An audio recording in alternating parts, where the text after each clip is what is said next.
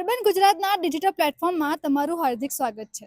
સરદાર પટેલ યુનિવર્સિટીના ગુજરાતી વિભાગના professor doctor Ramesh ચૌધરીને પોતાના લખેલા પુસ્તક ઉત્તર ગુજરાતની લોકકથાઓ માટે સાહિત્ય અકાદમી દ્વારા વર્ષ 2023નું દ્વિતીય પારિતોષિક પ્રાપ્ત થયું છે. તેવામાં ચાલો આપણે તેમના પાસેથી જાણીએ કે પુસ્તકથી પારિતોષિક સુધીની તેમની સફર કેવી રહી. સર, તમને જે આ પુરસ્કાર મળ્યો છે તેના વિશે તમે શું કહેવા માંગશો? હા, મારી જે ઉત્તર ગુજરાતની લોકકથાઓ પુસ્તક છે એ પુસ્તકને વર્ષ 2023નું ગુજરાત સાહિત્ય અકાદમી ગાંધીનગર તરફથી શ્રેષ્ઠ પારિતોષિક દ્વિતીય ઇનામ પ્રાપ્ત થયું છે.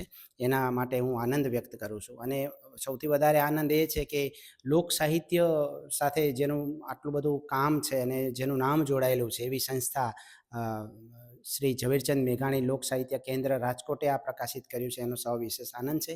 અને સાહિત્ય અકાદમી એનું આ પોંખણું કરે છે તો એનો વિશેષ આનંદ વ્યક્ત કરું. સર, તમે લખેલા પુસ્તક વિશે થોડું જણાવશો? હા, મેં હમણાં જે મને એવોર્ડ મળ્યો છે તે પુસ્તકનું નામ છે ઉત્તર ગુજરાતની લોકકથાઓ. મૂળે આ જે લોકકથાઓ છે એને મેં ઉત્તર ગુજરાતના પાલનપુર અને બનાસકાંઠા અને પાટણ ડિસ્ટ્રિક્ટમાંથી એકત્રિત કરેલી છે. એ માટે હું અહીંથી ત્યાં જતો હોઉં છું ફિલ્ડવર્ક માટે અને કથકોનો સંપર્ક કરતો હોઉં છું. અને એ સંપર્ક કર્યા પછી એમની સાથે બેસીને એનું ધ્વનિમુદ્રણ કરતો હોઉં છું દ્રશ્ય શ્રાવ્ય માધ્યમ દ્વારા. અને પછી એનું મૂળ ભાષામાં લેખન કાર્ય કરતો હોઉં છું. સર, તમે જે આ પુસ્તક લખ્યું છે એમાં તમે સૌથી વધારે કઈ બાબત પર ધ્યાન આપ્યું છે? મૂળે આ જે લોકકથાઓ છે એ લોકકથાઓ માત્ર જનમનોરંજન નથી કરતી. એ લોકકથાઓનું મોટું કામ છે સમાજનું, સંસ્કૃતિનું કાર્ય. તો આપણા સમાજની કે સંસ્કૃતિની એવી જે બાબતો છે એને આ કથકો પોતે વાર્તાના માધ્યમથી રજૂ કરતા હોય છે. તો એ વાર્તાઓ જે છે લોકવાર્તાઓ એ દિન પ્રતિદિન આપણી વચ્ચેથી લુપ્ત થઈ રહી છે.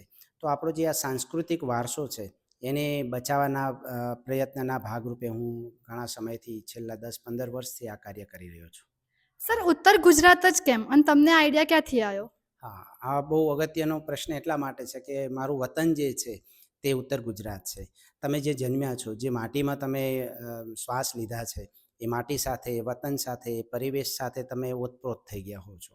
એટલે ત્યાંની જે ભાષા છે, ત્યાંની જે સામાજિક સાંસ્કૃતિક જે પરંપરાઓ છે એ સામાજિક સાંસ્કૃતિક પરંપરાથી હું સારી રીતે વાકેફ હોવાના કારણે અને ત્યાંના જે કથકો છે એ કથકો સાથેના સીધા સંપર્કમાં હોવાના કારણે મેં મારા એ ક્ષેત્ર કાર્યને વધારે પસંદ કર્યું છે.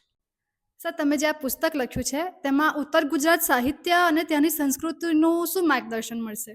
જી, ચોક્કસથી કે મને જણાવતા એ આનંદ છે કે અત્યારે ઉત્તર ગુજરાત જે રીતે આ લોક સાહિત્યના માધ્યમથી વ્યક્ત થઈ રહ્યું છે તો આપણો જે સમાજ છે, આપણી જે સંસ્કૃતિ છે એ સમાજ અને સંસ્કૃતિને વ્યક્ત કરવા માટે આ કથકો, આપણા જે ગાયકો છે એ પરંપરાગત રીતે પોતાની સંસ્કૃતિને, સમાજને અભિવ્યક્ત કરતા હોય છે. એમાં પડેલા જે સામાજિક, ઐતિહાસિક, સંસ્કૃતિગત જે સંદર્ભો છે એ સંદર્ભોને ખોલવાથી આપણા લોકને, લોકજીવનને, લોક સંસ્કૃતિને સારી રીતે પામી શકાય છે. એટલા માટે આ આખું જે કાર્ય છે એને મેં આ રીતે પુસ્તકના માધ્યમથી વ્યક્ત કર્યું છે, જે આવનારી પેઢીઓ માટે એક આધારભૂત સ્ત્રોત ગણાશે, માર્ગદર્શન મળશે. અને સર, છેલ્લો ક્વેશ્ચન કે પુસ્તકથી પારિતોષિક સુધીનું તમારું આ સફર કેવું રહ્યું અને આગળ કોઈ વિચાર છે બીજું પુસ્તક લખવાનો? પુસ્તકથી પારિતોષિક આમ તો જે તે વ્યક્તિ માટે કામ અગત્યનું હોય છે. પારિતોષિક માટે કામ કરતો હોતો નથી, પણ જ્યારે પારિતોષિક પ્રાપ્ત થાય છે તો આપણા કામની નોંધ લેવાય છે, કામનું પોંખણું થાય છે તો એનો આનંદ હોય જ છે. આ અગાઉ મેં એક કામ કર્યું હતું, સીતાને તોરણ રામે પધાર્યા.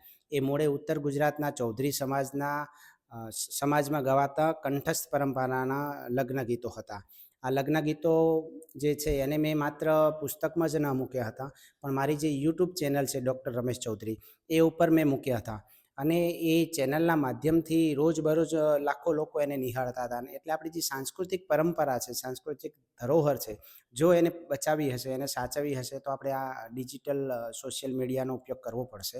એના માધ્યમથી આપણે આપણા સમાજ અને સંસ્કૃતિને સારી રીતે સંરક્ષણ આપી શકીશું. આજે ઉત્તર ગુજરાતની જે લોકકથાઓ છે એ મેં 15 જેટલી લોકકથાઓ એમાં મૂકી છે અને અંદર લોકકથાઓ મૂળે તો એની મૂળ બોલીમાં છે, પણ એ બોલીના જે અઘરા શબ્દો છે એને પુસ્તકમાં મેં પાછળ પરિશિષ્ટમાં સમજાવવાનો પ્રયત્ન કર્યો છે. અને દરેક કથાને મેં QR કોડ આપ્યા છે, જેના કારણે આપણે યંત્રના માધ્યમથી કથક સાથે પ્રત્યક્ષ થઈ શકીએ છીએ.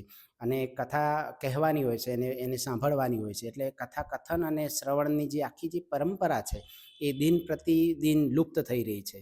તો એ કથા કથનની જે પરંપરા છે એ કેવી રીતે ટકાવી શકાય, મારા માટે એક પ્રશ્ન હતો. તો એ પ્રશ્નના નિરાકરણમાંથી મને આખો આઈડિયા આવ્યો કે ભાઈ એક વાર્તાઓને જો આપણે યુટ્યુબ ચેનલ પર મૂકીએ અને એને QR કોડ બનાવીને જો પુસ્તકમાં મૂકીશું તો ભાવક એ QR કોડની મદદથી એ સીધા કથક સાથે પ્રત્યક્ષ પરિચયમાં મુકાશે, અને વાર્તા જે રીતે કહેવાય છે એ વાર્તાનો જે આરોહવરો હોય છે એ વાર્તાના સાથે એ કથક કેવી રીતે ઓતપ્રોત થઈ જતો હોય છે એનો જે આરોહવરોહ અને એના જે હાવભાવ છે, અથવા તો એ કથકની કથામાં કેવી સંડોવણી હોય છે એ બધાને ભાવક પોતે જોઈ શકતો. સર, એક છેલ્લો ક્વેશ્ચન.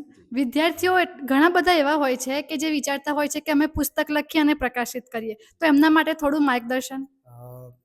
પુસ્તક લખી અને પ્રકાશિત કરવું એ આજના સમય માટે બહુ અઘરું નથી, કારણ કે તમારી પાસે એવી ઘણી બધી સંસ્થાઓ છે જે સામે ચાલીને હાથ લંબાવતી હોય છે.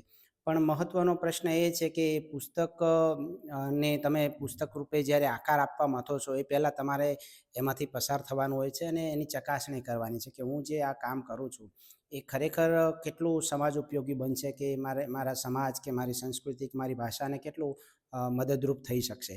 કારણ કે પુસ્તક એ માત્ર લખવા ખાતર લખાયેલું કામ ન હોવું જોઈએ. એનાથી લેખક તરીકે તમે શું સિદ્ધ કરવા માગો છો, કારણ કે પર્યાવરણનું જતન પણ એક મોટો પ્રશ્ન છે. જ્યારે પુસ્તક આપણે કરીએ છીએ ત્યારે કેટલાય વૃક્ષોનો ભોગ લેવાય છે.